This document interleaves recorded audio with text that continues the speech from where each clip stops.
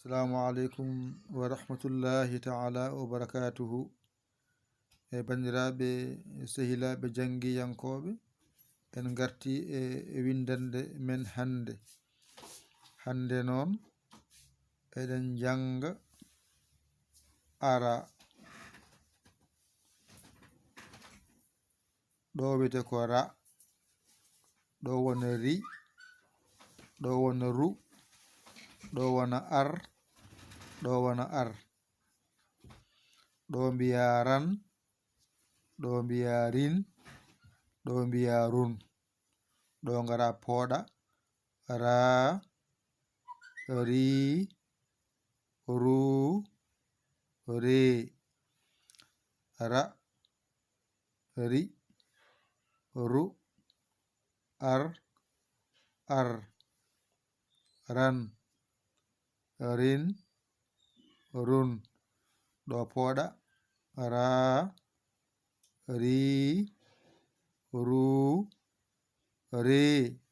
Ɗo fooɗani ra, ri,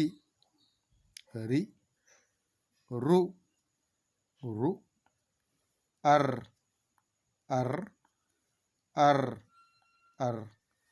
ɗo ko ran, ay ran, rin, ay rin, run, ay run. Ɗo ko pooɗa ra, alifo fooɗi mo. Ri, ay ri, yanere fooɗi mo. Ru, ay ru, wo fooɗi mo. Re, ay re, yanere allijo fooɗi mo.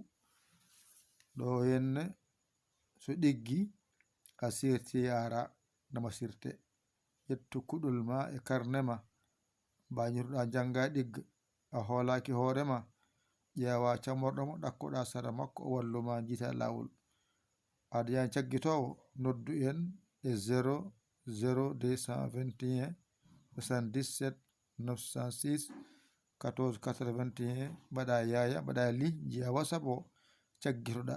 A saggani noon, alhamdulillahi rabbil alamina. O ko musidɗo mon, giɗo mon, almudo mon nder e bowal, Yaya Ly Kaolack Sénégal. Alhamdulillahi rabbil alamina. On jarama, wassalam.